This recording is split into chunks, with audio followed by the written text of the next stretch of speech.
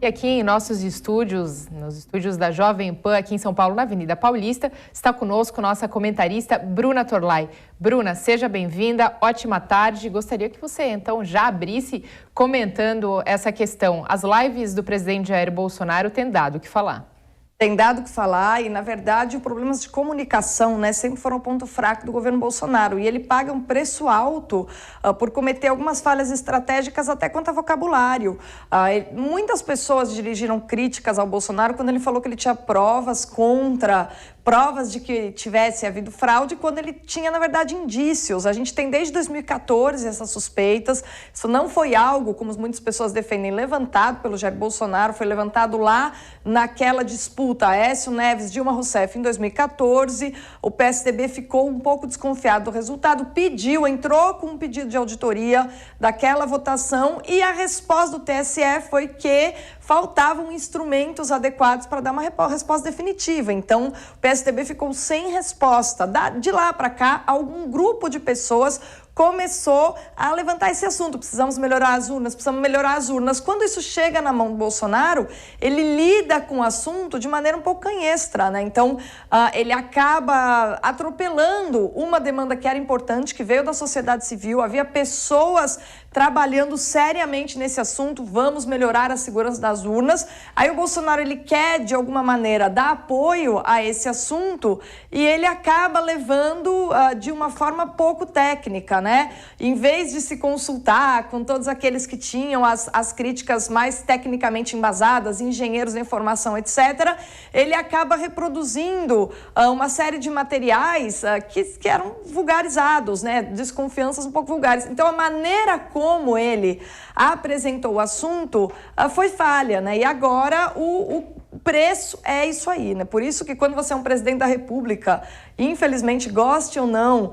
por mais que a sua base entenda o seu modo de comunicar, você tem que encontrar uma maneira de se comunicar que contemple toda a população, todos os setores da sociedade. Senão, o risco é, como a gente está vendo agora, de você próprio criar munição para ser usado contra você numa prévia que a gente está vendo agora de ano eleitoral. Essas investigações têm sim como objetivo, pelo menos secundário, ampliar aí o desgaste do presidente. E ele tem sim, goste ou não, de admitir a responsabilidade nisso, porque ele praticamente deu de bandeja o material para que isso fosse usado contra ele depois, Para você, questionar as urnas, questionar o sistema eleitoral atual em vigência, é questionar também a democracia?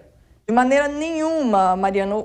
Contrário, na verdade, a gente se preocupar com o nosso sistema de votação, e a gente está falando das urnas eletrônicas, a gente poderia estar falando de um sistema anterior. A gente tinha fraude também no sistema anterior do voto impresso, só que a gente tinha a possibilidade de recontar, Tanto que no Rio de Janeiro a gente teve um episódio famoso que houve uma fraude e como o voto era impresso, foi possível perceber que tinha havido aquela fraude, Você tem como fazer a comparação, tirar a prova dos 9, como se diz. As urnas eletrônicas é possível fazer isso sem papel também, por meio de um certificado digital. Você não precisa mesclar o método das urnas eletrônicas com a prova em papel, que também, claro, é uma possibilidade. Você pode recorrer a um sistema que seja inteiramente eletrônico, mas que tenha, sim, um certificado digital.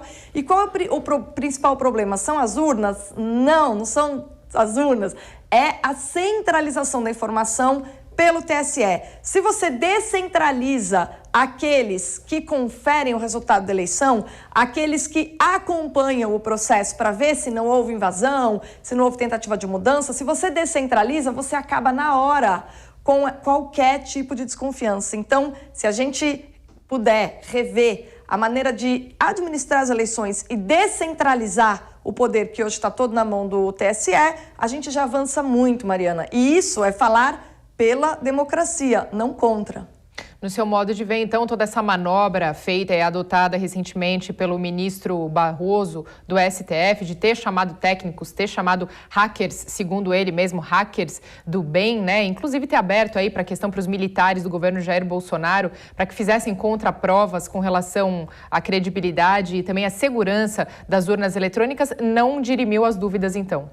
Não é que ele não dirime as dúvidas, é que é um passo importante, mas não é suficiente. tá? O passo, segundo os engenheiros da informação, tá, Mariana? Isso não é uma informação minha. Isso, por exemplo, a gente tem um grupo de engenheiros do ITA, que foram as pessoas envolvidas na própria criação da urna, que eles dizem, veja, por que o atual sistema é criticável? Porque a gente não tem auditoria externa ao TSE. Dessa maneira, se o grupo do TSE, responsável pela Conferência da Informação, tiver, digamos assim, preferências políticas e ver alguma coisa errada, não necessariamente eles vão reportar. Então, o problema sempre é centralização da contagem dos votos. É aquela história, né? Importa menos quem vota do que quem conta os votos. Agora, se essa contagem dos votos pudesse ser claramente aberta a grupos de engenheiros de maneira descentralizada, 2, 3, 4, fora do TSE, aí sim a gente consegue dirimir as dúvidas na máxima possibilidade, considerando, claro, as limitações do atual instrumento. Todo instrumento que é humano